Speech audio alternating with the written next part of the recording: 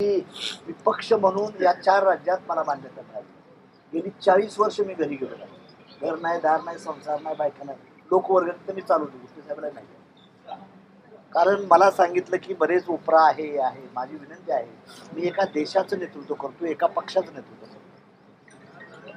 मला उलट संधी वाटली. मी रात्री येताना 2:10 मी जालन्याच्या समृद्धी मार्गावरून उतरलो.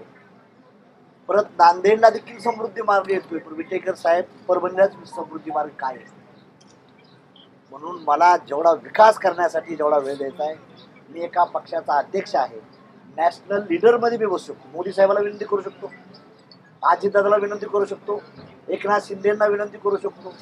माझी आपल्याला विनंती आहे की विकासाच्या मुद्द्यावर मी इलेक्शन लढणार आहे. मी वेल क्वालिफाईड आहे. मला 17 भाषा येतात.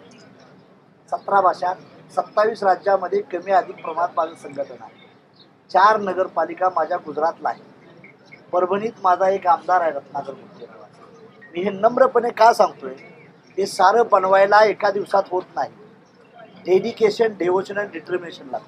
त्या माध्यमातून हे उभा केलं आहे. परंतु या तिघांचंच मी आभार का मानलं? राजेश विटेकरच्या तोंडातला घास काढला असं काही लोकांना वाटतं. विचार आहे, बरोबर आहे. पण मी त्यांची माफी मागेन. बोर्डीकर साहेबांचा देखील क्लेम होता, बरोबर साहेब, हो सर, बीजेपीचा. नंतर लोणीकर साहेब देखील माझे मित्र, आमचे वडील झालेच आहेत, ते मंत्रिमंडळात ते होतो, त्यांचा बी क्लेम होता. पण ज्यावेळेस हा निर्णय झाला त्यावेळेस दिल्लीमध्ये अमित शहाच्या देखत झाला.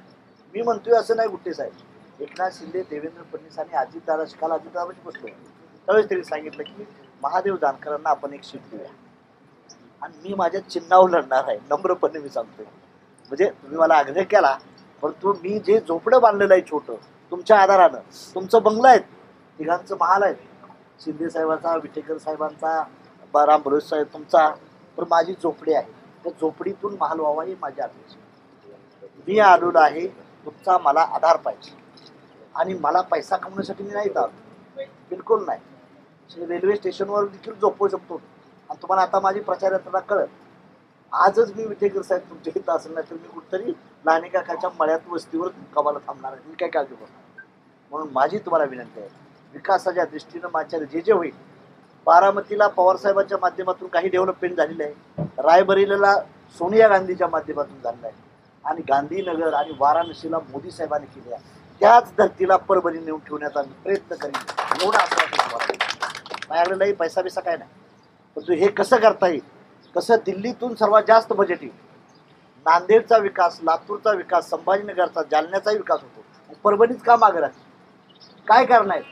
विटेकर साहेब, ह्याचा अभ्यास आपण सर्वांनी मंडळीने केला पाहिजे. तुमच्या सर्वांची मला गरज आहे. मी जिंकण्यासाठी आलोय, तुमचा आशीर्वादाची गरज आहे मला त्यासाठी. पण माझी आपल्याला अपेक्षा आहे की हे जिल्हा जगात परभणी, जर्मनी आणि भारतात परभणी, कशी परभणी मोठी होईल हा दृष्टीने प्रयत्न करीन. एकही इंजिनिअरिंग कॉलेज नाही, मेडिकलचा पाया आत्ता झालेला आहे.